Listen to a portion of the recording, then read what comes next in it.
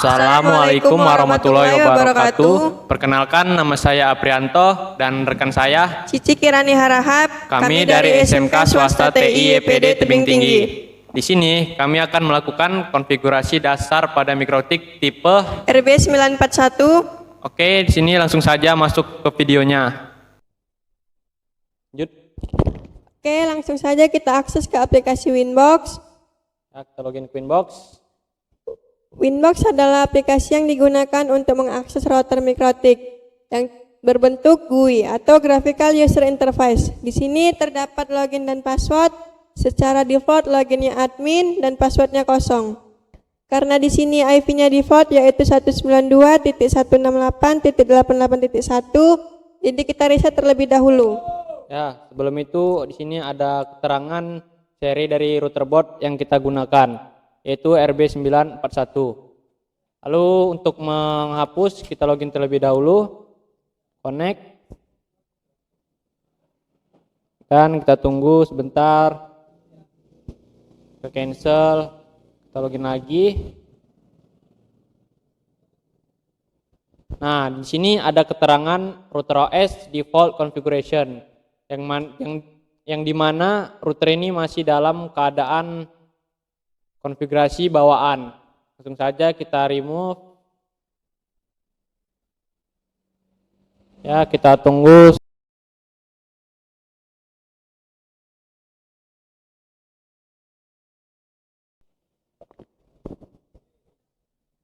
Kita cancel.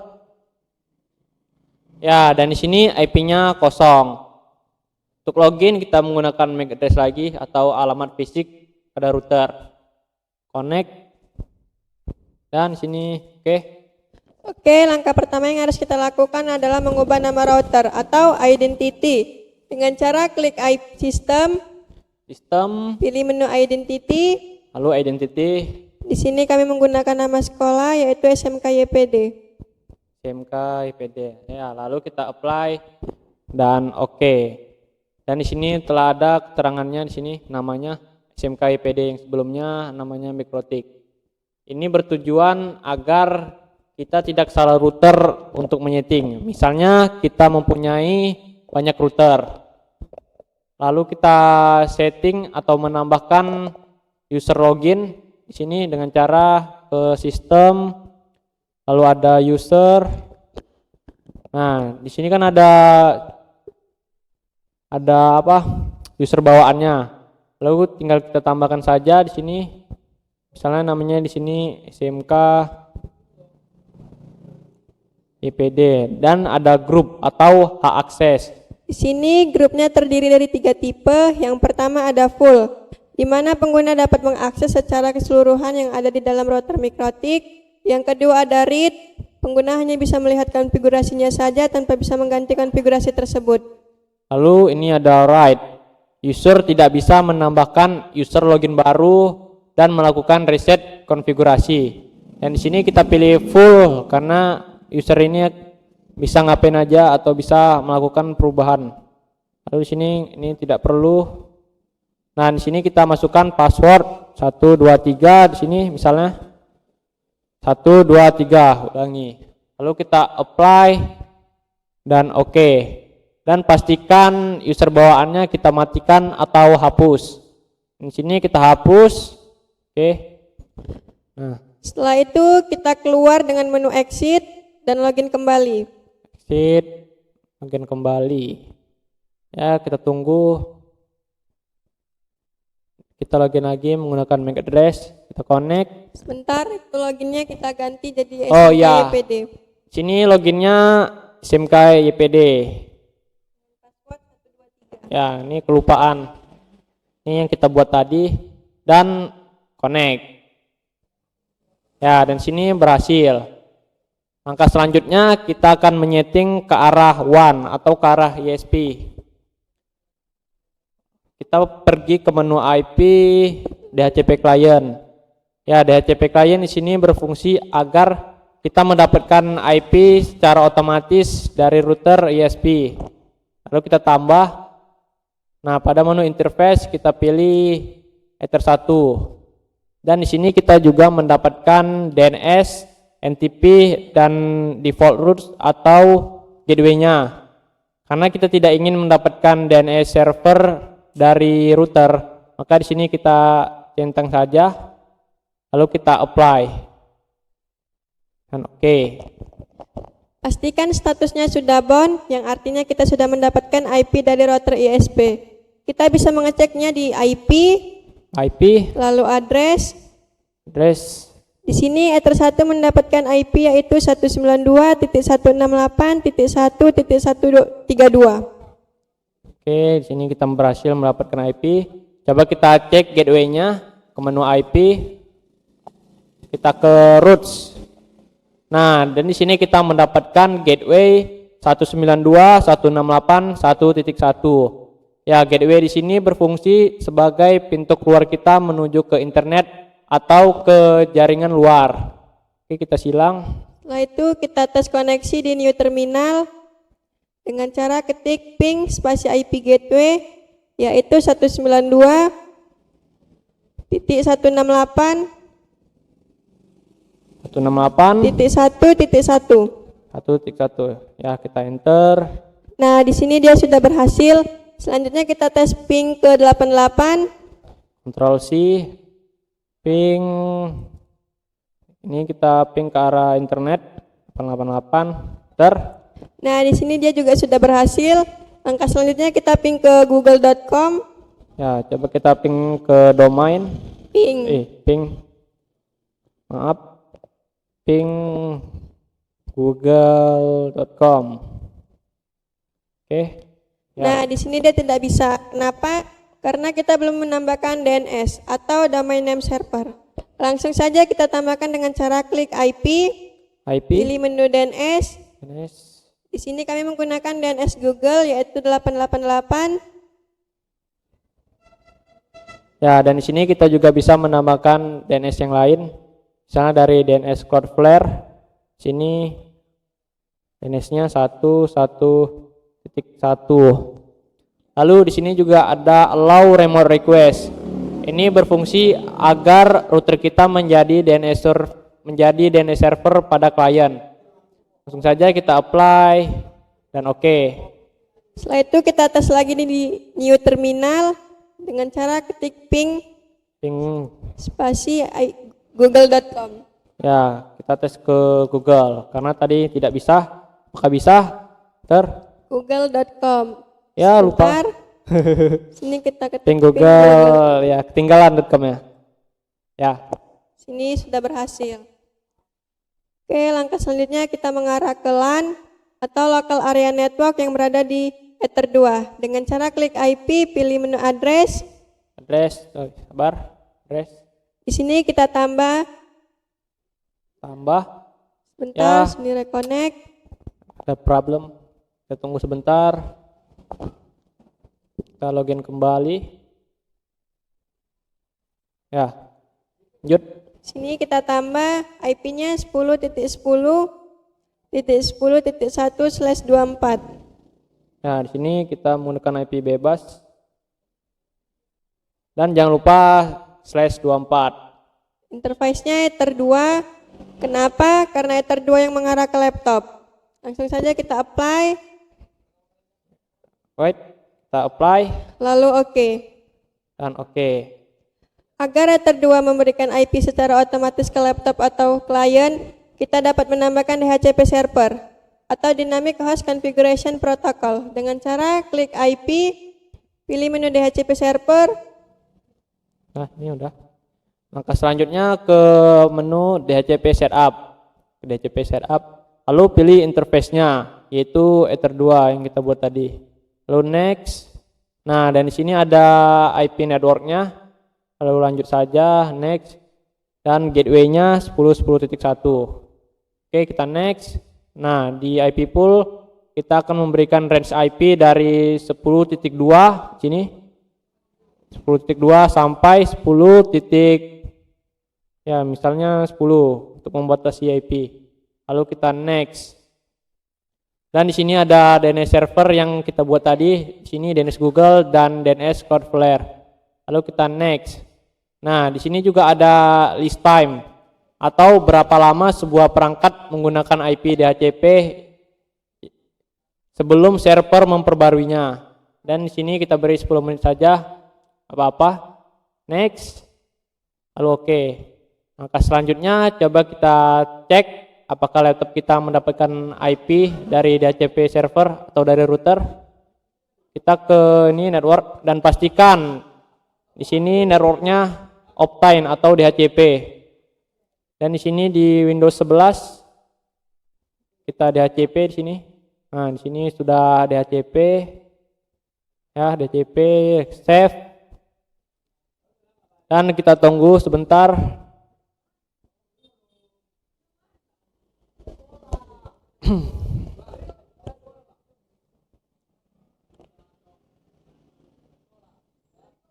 Ya, jika tidak bisa coba kita cabut di sini port Ether 2-nya, lalu colokkan kembali. Ya, kita tunggu.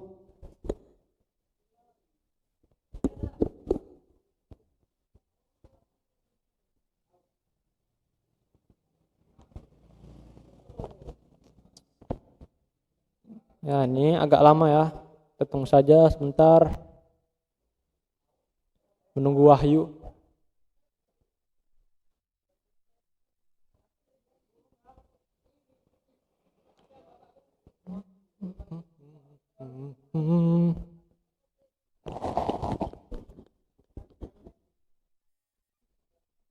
Kita masuk kembali. Lama juga ya. Dan sini ada apa? Internet. Coba kita cek lagi. Nah, dan di sini kita mendapatkan IP 10.10.10.10. Lalu juga mendapatkan DNS dari router kita, karena tadi kita mencentang allow remote request, maka kita mendapatkan DNS dari router kita. Di sini 10.10.1. Langkah selanjutnya coba kita ping ke arah router. Sini masuk CMD. Ping 10.10.10.1. Kita enter dan berhasil. Coba kita ping ke arah internetnya. 888. Ya, dan di sini tidak bisa karena kita belum menambahkan aturan firewall NAT. Ya, NAT di sini berfungsi agar internet kita bisa agar laptop kita bisa mengakses internet. Langsung saja kembali ke Winbox. Kita ke Winbox. Kita login kembali. Sini menggunakan IP. Kita connect. Ya. Itu kita ke menu IP. Kita ke IP. Lalu firewall. Ini firewall. Sini tab di NAT. Lalu kita tambah. NAT kita tambah. Di sini C-nya src NAT. Ini mengubah alamat sumber dari sebuah paket data. Selanjutnya out interface-nya Ether 1. Kenapa? Karena Ether 1 yang mengarah ke router ISP. Ya. Selanjutnya action-nya masquerade. Sini ada action masquerade. Yang berfungsi untuk mengizinkan internet masuk ke internet lokal atau jaringan lokal. Langsung saja kita apply dan oke. Oke. Coba kita tes lagi ping ke internet atau ping ke IP DNS Google. Ya, dan sini kenapa nggak bisa? Coba kita tes, kita cek apakah ada yang salah. Ya, IP tadi firewall ya? Ya. Firewall NAT.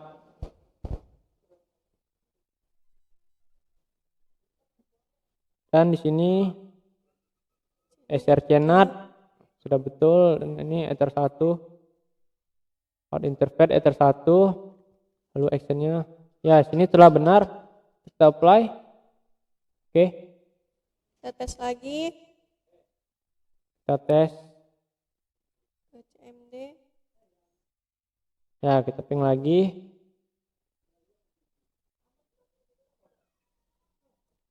Nah, Ya, sini telah berhasil. Coba kita ping ke domain. Ya, ini seharusnya bisa karena kita tadi telah mendapatkan banyak DNS server. .com. Oke, dan berhasil. Kita tutup. Nah, langkah selanjutnya kita akan melakukan backup. Ya, ini bertujuan agar kita tidak perlu menyeting konfigurasi dasar ini lagi. Misalnya kita menghapus konfigurasi pada router. Nah, langsung saja kita ke menu Files. Lalu ada backup di sini. Misalnya namanya kita beri konfigurasi dasar. Ya, ini agar menghemat waktu kita agar tidak menyeting konfigurasi dasar lagi. Dan di sini passwordnya kita kosongkan saja, lalu klik backup. Nah, coba kita cari konfigurasi dasar yang dibuat tadi. Nah, di sini ada ya. Nah, langkah selanjutnya coba kita hapus atau reset router ini dengan cara ke sistem, lalu reset configuration. Dan di sini kita pilih no default configuration agar tidak mendapatkan konfigurasi bawaan pada router. Lalu reset. Yes. Nah, di menu file list tadi itu tidak akan reset ya. Itu akan tetap. Jadi kalau kita ingin restore, kembali ke file list tadi dan lakukan restore. Ya, coba kita tes. Ya, kita tunggu sampai indikator di Ether 2 pada router mati dan hidup kembali.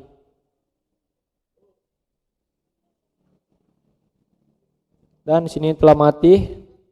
Kita tunggu sampai hidup. Nah, dan di sini telah hidup. Kita refresh. Nah, dan di sini kita berhasil menghapus IP-nya kosong. Nah, jangan lupa ya adminnya, loginnya admin. Passwordnya kosong. Ya, passwordnya kosong. Lalu kita connect. Nah, di sini bisa kita cek di IP. Nah, dan di sini address yang kita buat tadi telah terhapus. Coba kita cek di firewall. Nah, NAT kita juga telah terhapus. Nah, untuk merestornya atau mengembalikan konfigurasi yang kita buat tadi, kita pilih ke files. Ya, di sini kita cari filenya. Ya, ini tidak terhapus ya. Kita cari. Nah, ini konfigurasi dasar dan kita restore. Lalu kita restore di sini. Nah, do you want to restore configuration and reboot? Ya, kita pilih yes. Dan kita tunggu lagi beberapa saat.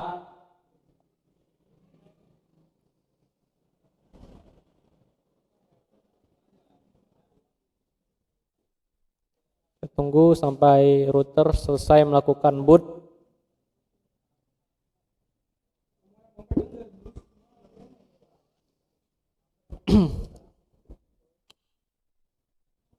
Ya, coba cancel, kita refresh. Tunggu.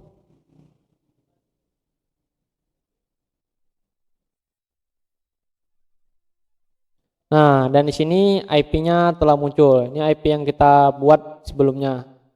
Kan kita login. Nah, jangan lupa loginnya di sini. SMK-YPD. Ya, SMK-YPD. Dengan password 123.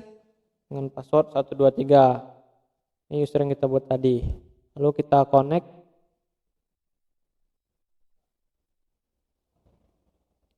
Ya, kita tunggu. Kita cancel. Kita refresh. Coba